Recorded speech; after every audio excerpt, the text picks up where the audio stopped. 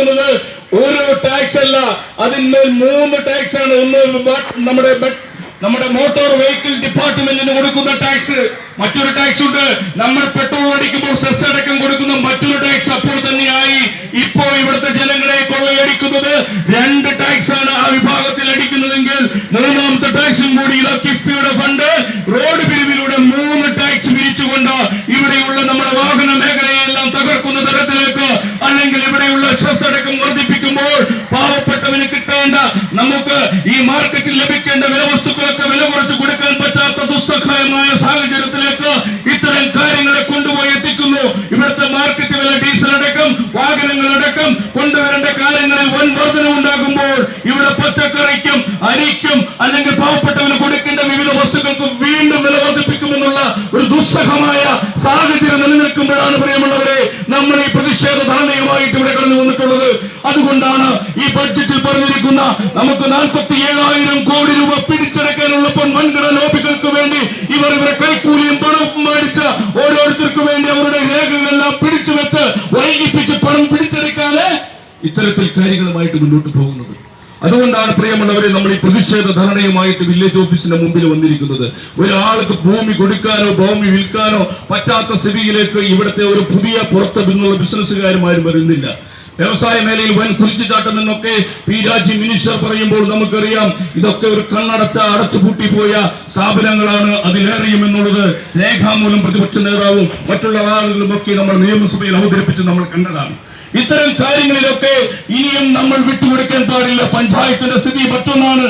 നമ്മളൊക്കെ വരുമ്പോൾ നേരത്തെ പറഞ്ഞതുപോലെയാണ് ഒരു വാർഡിലേക്ക് 20-22 ലക്ഷം രൂപയൊക്കെ ഒരു വർഷം നമുക്ക് മെയിൻ്റനൻസ് ഗ്രാന്റ് ആയിട്ട് കിട്ടിയപ്പോൾ കഴിഞ്ഞ വർഷവും ഈ വർഷവും കിട്ടുന്നത് 8.5 ലക്ഷം 9 ലക്ഷമായിട്ട് കുറഞ്ഞിരിക്കുന്നു. എന്നിട്ടും പറയുന്നത് ഈ ഗവൺമെന്റിന് ഒരു പരിക്കുമില്ല, ഇഷ്ടം പോലെ തുക വാരിക്കോരി കൊടുക്കുകയാണ് എന്ന് പറയുന്ന തരത്തിലേക്ക് ഇവിടുത്തെ അന്ധത ബാധിച്ച ഇടതുപക്ഷ സർക്കാരിന് പിന്തുണ കൊടുക്കുന്ന ലോക്കൽ അംഗങ്ങൾ പോലും ഇത് കാടടച്ച് വെടിവെക്കുന്ന തരത്തിലേക്ക് പറഞ്ഞു ഫലിപ്പിക്കാൻ ശ്രമിക്കുമ്പോൾ പ്രിയമുള്ളവരെ, നമ്മുടെ പഞ്ചായത്തിൽ പോലും അടിസ്ഥാനപരമായിട്ട് വളർച്ച വരേണ്ട അല്ലെങ്കിൽ അടിസ്ഥാന മേഖലയിൽ ഉണ്ടാകേണ്ട ഗ്രോത്ത് പിന്നോട്ട് പോകുന്നു. കഴിഞ്ഞ ദിവസം ബഡ്ജറ്റിൽ ചോദിച്ചപ്പോൾ നമ്മൾ പറഞ്ഞു കഴിഞ്ഞ വർഷം 3 ഗഡുവും തുക നമുക്ക് ലഭിച്ചിട്ടില്ല, പലതരത്തിലുള്ള പണം വന്നിട്ടില്ല. അങ്ങനെ സ്പിൽ ഓവറിലേക്ക് ആകേണ്ട സ്ഥിതി വന്നപ്പോൾ അതൊക്കെ നമ്മൾ വൈകിപ്പിച്ചു എന്ന് പറഞ്ഞ് ആരോപിച്ചു കടന്നു പോകും. ഈ തവണത്തെ സ്ഥിതി വേണമെങ്കിൽ പറയാം. ഏറ്റവും പ്രിയമുള്ളവരെ, നമുക്ക് ഈ പഞ്ചായത്തിൽ തന്നെ പല വാർഡുകളുമുണ്ട്. ഈ വാർഡുകളിലൊക്കെ കനാൽ കടന്നു പോകുമ്പോൾ ഇറിഗേഷന്റെ സ്പെഷ്യൽ അനുമതി നമുക്ക് വേണം. ഈ സ്പെഷ്യൽ അനുമതിക്ക് വേണ്ടി കഴിഞ്ഞ നവംബറിൽ കൊടുത്ത NOCക്ക് ഇവിടുത്തെ താഴെത്തട്ടിൽ നിന്ന് പോലും ഈ പേപ്പറുകൾ മുന്നേറ്റിലേക്ക് നയിക്കാനായിട്ട് കഴിയാത്ത രീതിയിലേക്ക് ഇവർ മനഃപൂർവ്വം വൈകിപ്പിക്കുക. എന്തിനാണ്? 2-3 ദിവസം അല്ലെങ്കിൽ ഒരാഴ്ച 2 ആഴ്ച കൂടി വർദ്ധിപ്പിച്ചാൽ അത് ഡിവിഷനിൽ നിന്ന് സബ് ഡിവിഷനിലേക്ക് പോകും. അവിടെയും കുറച്ച് വൈകിപ്പിച്ച് അങ്ങ് പിറവത്തേക്ക് ചെല്ലുമ്പോഴേക്കും ഏകദേശം ഫെബ്രുവരി കഴിയുമ്പോൾ ഇവർ ഘട്ടം ഘട്ടമായിട്ട് നൽകേണ്ട തുകയെ അവിടെ ഒന്ന് ബ്ലോക്ക് ചെയ്തു വെച്ച് മനഃപൂർവ്വം വൈകിപ്പിച്ച് ഇവിടുത്തെ തുക ചെലവഴിക്കാൻ പറ്റാത്ത രീതിയിലേക്ക് ആക്കി ഇവർക്ക് ഓരോ വർഷം പണം കൊടുക്കാൻ പറ്റാത്ത ദയനീയ അവസ്ഥയിലേക്ക് കൂപ്പുകൊത്തിക്കുന്ന രീതിയിലേക്ക് ഇവർ മനഃപൂർവ്വം ഇവരുടെ കേന്ദ്രങ്ങളിൽ ഇവർ ജനചിന്തയുമായിട്ട് കടന്നു പോവുകയാണ്. ഇവിടെയാണ് വലിയ വിപത്തടങ്ങിയിരിക്കുന്നത്. ഒരൊറ്റ പഞ്ചായത്തിന്റെ പോലും നേരാവണ്ണം ഇറിഗേഷന്റെ NOC പോലും മുന്നോട്ട് കൊടുക്കാതെ ഇവർ ഇങ്ങനെ മനഃപൂർവ്വം വൈകിപ്പിച്ചുകൊണ്ട് ഈ പണത്തെ ചെലവഴിക്കാൻ പറ്റാത്ത രീതിയിലേക്ക് ഇതിന്റെ പെർസെന്റേജ് ടോട്ടൽ കുറയ്ക്കാൻ വേണ്ടി ചെയ്യുന്ന ഒരു മനഃപൂർവ്വം വൈകിപ്പിക്കലായി മാറുന്ന സ്ഥിതിവിശേഷമാണ് ഗവൺമെന്റ് നടത്തുന്നത്.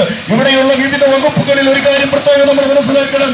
ഒരു മന്ത്രിമാര് പോലും ഒരു കൂട്ടുത്തരവാദിത്തം ഏറ്റെടുത്ത് മന്ത്രിസഭ തീരുമാനങ്ങളില്ലാതെ ഇവിടുത്തെ പാവപ്പെട്ടവരെയും അല്ലെങ്കിൽ പറ്റക്കാരെയും തിരിച്ചറിയാൻ പറ്റാത്ത രീതിയിലേക്ക് ഇവിടുത്തെ ഭരണ സംവിധാനങ്ങളെ പിന്നോട്ടടിക്കുന്നു. ആർക്കാണ് മെച്ചം? മുഖ്യമന്ത്രിക്കും മരുമോൾക്കും മാത്രം.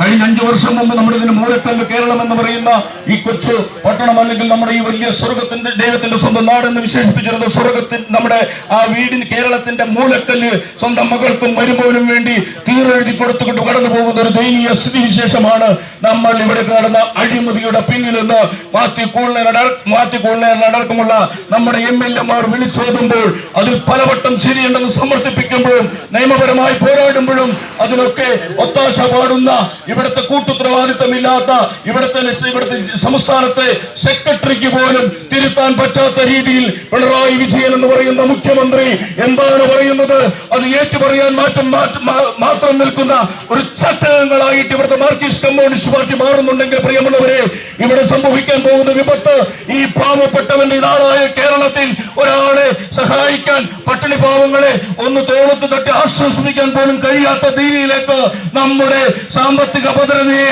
തകർക്കുന്ന ഒരു ബഡ്ജറ്റാണ് എന്നുള്ളതിന് അവർക്ക് പോലും സംശയമില്ല. പക്ഷേ ഇവരെന്നും പാർട്ടി പറയുന്നത് ഏറ്റുപറയാൻ മാത്രം വിധിക്കപ്പെട്ട വിധികർത്താക്കളായിട്ട് മാറുമ്പോൾ പ്രിയമുള്ളവരെ, നമ്മൾ ശ്രദ്ധിക്കേണ്ട ഒരു കാര്യം, ഇവിടുത്തെ മുഴുവൻ രംഗങ്ങളും താറുമാറായി കിടക്കുകയാണ്.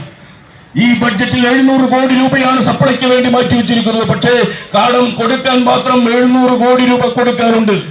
പച്ചക്കറി ഇവിടുത്തെ മാർക്കറ്റിനെ നമുക്ക് പിടിച്ചു നിർത്താൻ വേണ്ടിയിട്ടാണ് സപ്ലൈ പോലെയുള്ള പദ്ധതികൾ ആവിഷ്കരിച്ചുകൊണ്ട് ഗവൺമെന്റ് അവർക്ക് പണം സബ്സിഡിയായി നൽകിക്കൊണ്ട് അത് സംരക്ഷിച്ചു പോകുന്നത്. പക്ഷേ എന്തിനു പറയുന്നു, അവർക്ക് കൊടുക്കാൻ 1400 കോടി രൂപയുണ്ടെങ്കിലേ സാധിക്കൂ എന്നുള്ളത് കൊണ്ട് കഴിഞ്ഞ വർഷത്തെ കടം കൊടുക്കാൻ പറ്റാത്ത രീതിയിലേക്ക് പാവപ്പെട്ടവനും ഭക്ഷണം കഴിക്കാൻ, അന്നം കഴിക്കാൻ, അല്ലെങ്കിൽ നമുക്ക് കൊടുക്കേണ്ട മേഖലകളിൽ ഒരു സംരക്ഷണം വരുത്താൻ വെച്ചിരിക്കുന്ന തുക പോലും മാറ്റിവെക്കാതെ, ക്ഷേമ പെൻഷനുകളുടെ കാര്യം പറയേണ്ട കാര്യമില്ല. അവർ പറഞ്ഞത് ഈ ബഡ്ജറ്റ് വലിയ പ്രവർത്തനം കൂട്ടിക്കൊടുക്കുമെന്ന് പറഞ്ഞ് മുന്നോട്ട് വന്നെങ്കിലും പെട്ടെന്ന് അത് സ്തംഭിപ്പിച്ചു. കാരണം എന്താ, അത് മറ്റൊരു കളിയാക്കലായിട്ട് ഈ സമൂഹത്തെ മാറും. കാരണം ഇപ്പോ നൽകുന്ന അവർക്ക് ക്ഷേമ പെൻഷൻ പോലും കൊടുക്കാൻ വലിയ രീതിയിൽ പിന്നോട്ട് പോകുമ്പോൾ മാസങ്ങളോളം വൈകിപ്പിച്ച് അല്ലെങ്കിൽ കൊടുക്കാൻ പറ്റാത്ത സ്ഥിതിയുള്ള ക്ഷേമ പെൻഷനെ പോലും മാറ്റിമറിച്ചുകൊണ്ട് കടന്നു പോകുന്ന ഒരു സർക്കാരായി പറയേണ്ട കാര്യമില്ല. ആശാ വർക്കർമാരുടെ സമരം നടക്കുന്നുണ്ട്. അവർക്ക് മിനിമം വേതനം ഒന്ന് വർദ്ധിപ്പിക്കണം, അഡീഷണൽ കാര്യങ്ങൾ ചെയ്യുമ്പോൾ എന്തെങ്കിലും അവർക്ക് നൽകണമെന്നൊക്കെ ആവശ്യപ്പെട്ടുകൊണ്ട് തിരുവനന്തപുരത്ത് സമരം നമ്മൾ കണ്ടു. ആശാ വർക്കർമാർ മാത്രമല്ല, അംഗൻവാടി ടീച്ചർമാർ മാത്രമല്ല, ഈ സമൂഹത്തിലെ ഏറ്റവും താഴെത്തട്ടിലുള്ള മിഷണറികൾ ചലിപ്പിക്കാനുള്ള ഒരു മിനിമം വേതനം പോലും കൊടുക്കാൻ പറ്റാത്ത രീതിയിലേക്ക് ഇവിടുത്തെ ഭരണ സംവിധാനങ്ങളെ അട്ടിമറിക്കുന്ന ഒരു പിണറായി സർക്കാരിനെതിരെയാണ് പ്രിയമുള്ളവരെ ഈ പ്രതിഷേധം നമ്മൾ ഉയർത്തുന്നത്. ഇത് ഇന്നത്തെ കൊണ്ട് അവസാനിപ്പിക്കേണ്ട പ്രതിഷേധമല്ല. ഇനി അലയടികൾ നല്ല രീതിയിലേക്ക് നമ്മൾ ഇവിടുത്തെ സമൂഹത്തെ കെട്ടിപ്പടുക്കാൻ നമ്മൾ പ്രതിജ്ഞ എടുത്തില്ല എങ്കിൽ നമുക്ക് നമ്മുടെ കേരളം എന്ന് പറയുന്നത് നമുക്ക് മറ്റൊരു സാമ്പത്തിക ക്രൈസിസ് അനുഭവപ്പെടുന്ന മറ്റുള്ള സ്റ്റേറ്റുകളുടെ പട്ടികയിലേക്ക് നമ്മൾ മുന്നോട്ട് പോകുമെന്നുള്ളത് കൊണ്ട് നമ്മൾ ശ്രദ്ധിച്ചു വേണം, കരുതലോടെ വേണം, മുൻകരുതലോടെ വേണം നമുക്ക് ഇനിയുള്ള കാര്യങ്ങൾ നമുക്ക് കെട്ടിപ്പടുക്കുവാൻ. പ്രിയമുള്ളവരെ, ഒരു സംശയവും വേണ്ട. കഴിഞ്ഞ 10 വർഷം, ഇപ്പോൾ 9 വർഷം പിന്നിടുകയാ.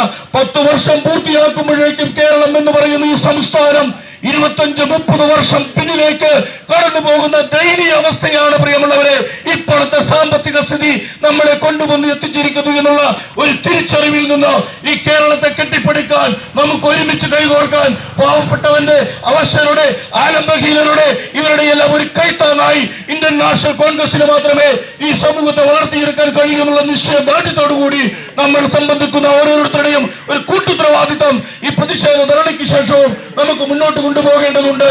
ഈ നാട്ടിലെ ജനങ്ങൾക്ക് വേണ്ടി രോദനം മുഴക്കാൻ, അവകാശവാദങ്ങൾക്ക് വേണ്ടി, പട്ടിണി പാവങ്ങൾക്ക് വേണ്ടി ഒരുമിച്ച് നിന്ന് പോരാടാൻ ഈ ധർണാ സമരം ഉപകരിക്കട്ടെ എന്ന് മാത്രം പറഞ്ഞുകൊണ്ട്